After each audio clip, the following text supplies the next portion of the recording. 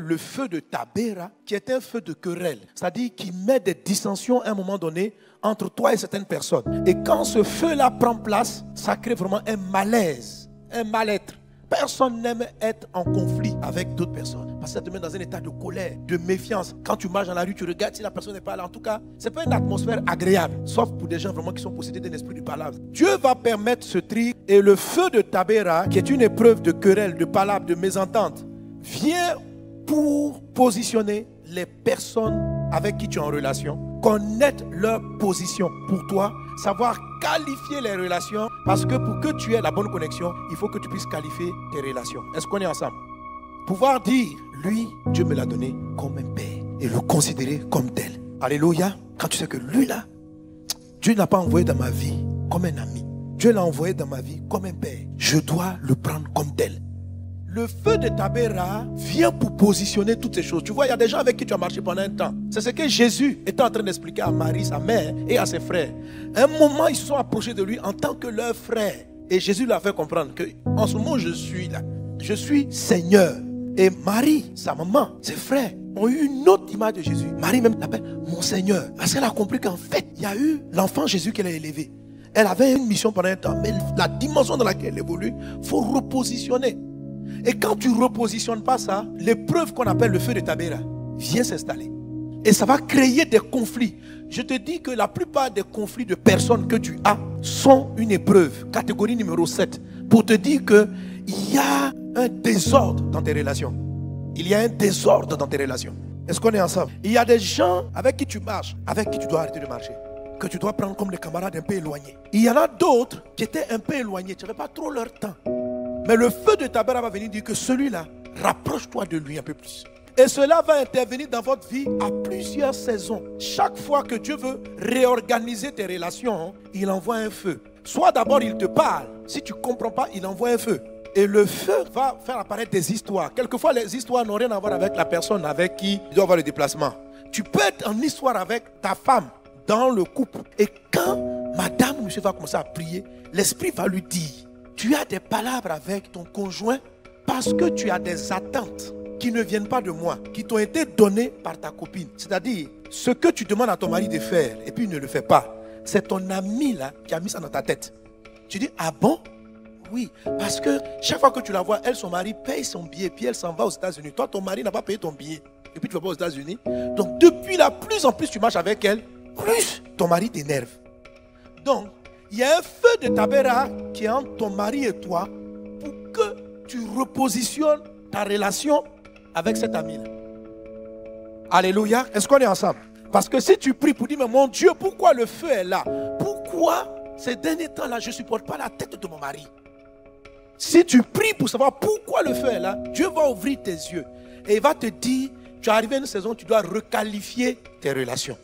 Dieu l'avait envoyée dans ta vie pour qu'elle te console à un certain moment et pour que peut-être elle puisse t'aider à commencer ta boutique. Mais pas devenir ton modèle. Et si tu lui donnes le nom, parce qu'elle t'a aidé financièrement: oh ma copine, je t'appelle modèle. Modèle. Et que tu commences à la copier, ça va créer des problèmes. Est-ce qu'on est ensemble? Mes amis, l'épreuve numéro 7, elle est trop importante. Vous savez, dans la parole de Dieu, quand on arrive à 7, c'est toujours trop important. Juste repositionner des amitiés peut te pousser dans ta vie de prière, te faire rentrer dans une nouvelle dimension d'onction, peut faire avancer ta vie d'un niveau à un autre très très rapidement. Donc il y a des gens qui sont des vrais boosters que Dieu a envoyés. Mais parce que tu entretiens certaines autres relations, ces gens-là, tu les connais, hein, mais tu les tiens éloignés. Tu les rencontres une fois dans la semaine. Et celle qui doit être ton modèle, vous avez 6 rencontres par semaine. Et celui qui va te booster dans ta vie de prière, vous avez une rencontre chaque 10 jours.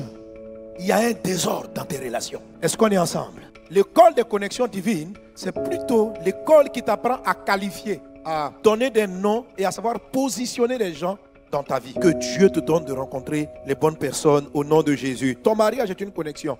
Tes enfants sont une connexion. L'église dans laquelle tu vas est une connexion. Ton département est une connexion. Parmi les connexions, il y a certaines que tu ne choisis pas. Il y a certaines qui te sont imposées. C'est Dieu lui-même qui les met dans ta vie. Il y en a d'autres par contre, tu peux choisir et déterminer. Entre elles, qui peuvent être négatives, il y a celles qu'on appelle les ramassis. La destination vers laquelle nous partons, c'est le ciel. Et on va se trouver devant Dieu pour pouvoir dire à Dieu, on a combattu le bon combat. Tout ce que nous faisons sur la terre, c'est à un moment donné arriver au ciel et puis rendre compte à Dieu qui va nous positionner. Le plus important, c'est ce qui va se passer après la mort et non ce qui se passe avant la mort. Alléluia. Il ne faut jamais perdre cela de vue. Tu as rencontré Jésus, ça veut dire que tu as quitté l'Égypte. Israël a quitté l'Égypte. Ils ont abandonné le péché. L'Égypte, c'est le symbole de l'idolâtrie, du péché, de l'esclavage. Israël quitte l'Égypte et s'en va vers Canaan. Mais la Bible nous dit qu'un peuple qu'on appelait plus tard donc le Ramassi, qu'on retrouve donc dans cette histoire dans le livre de Nombre chapitre 11, ce peuple-là qu'on appelle le Ramassi va engendrer de la convoitise dans le cœur des Israéliens. Et Dieu, dans Nombre chapitre 11, va envoyer un feu. Le feu va venir pour brûler. Et ce feu-là qui va détruire, va permettre à Israël de savoir qui est Ramassi et de pouvoir distinguer et bien marcher dans les voies du Seigneur. Amen. Les Israéliens ne peuvent même pas comprendre la leçon. Mais c'est Moïse qui va comprendre la leçon. Moïse va dire dans la suite de Nombre chapitre 11 à Dieu qu'il est fatigué.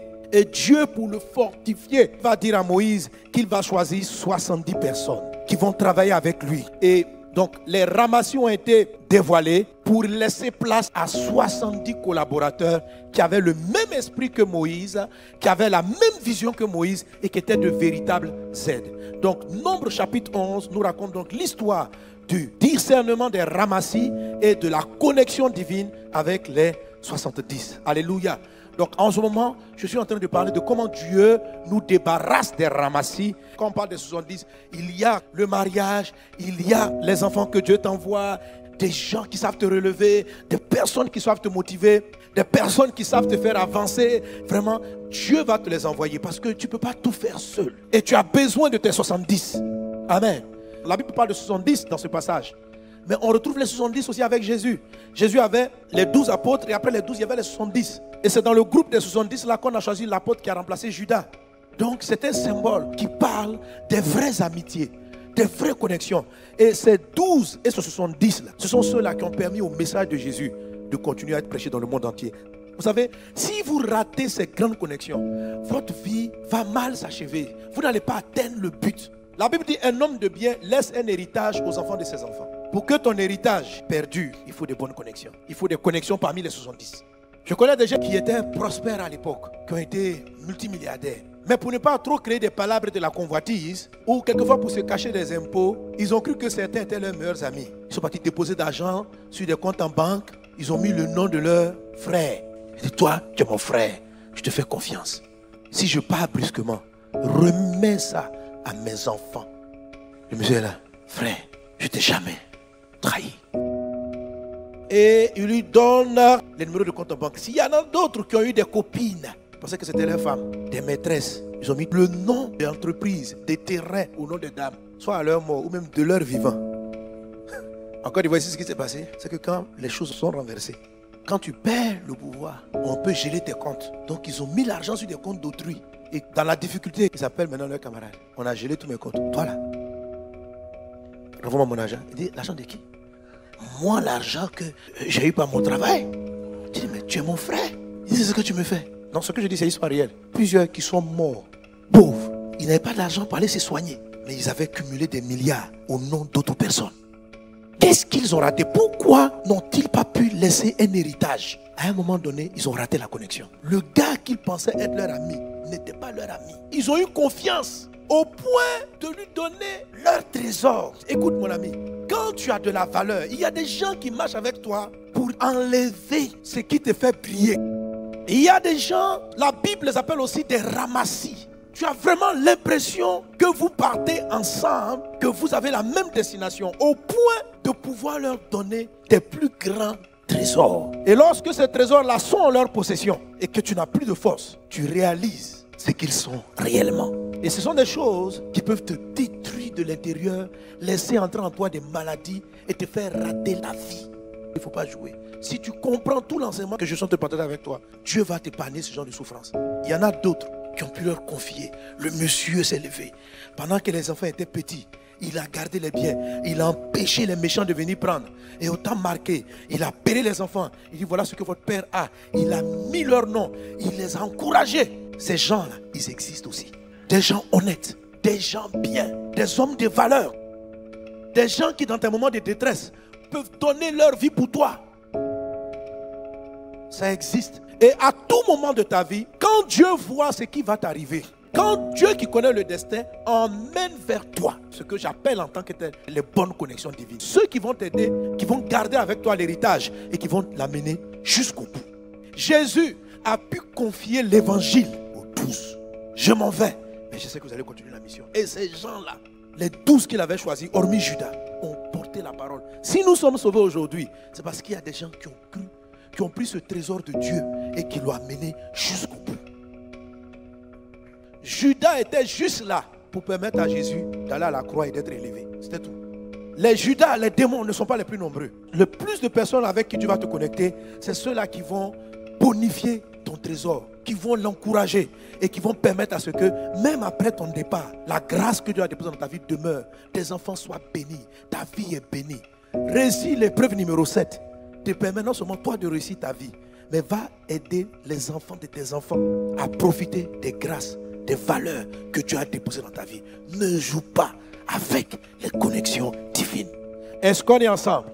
Parmi les ramassis, le premier ramassis, c'est ta chair, c'est toi-même. Ta chair va te trahir. Ta chair va te trahir. Ta chair va te faire dévier.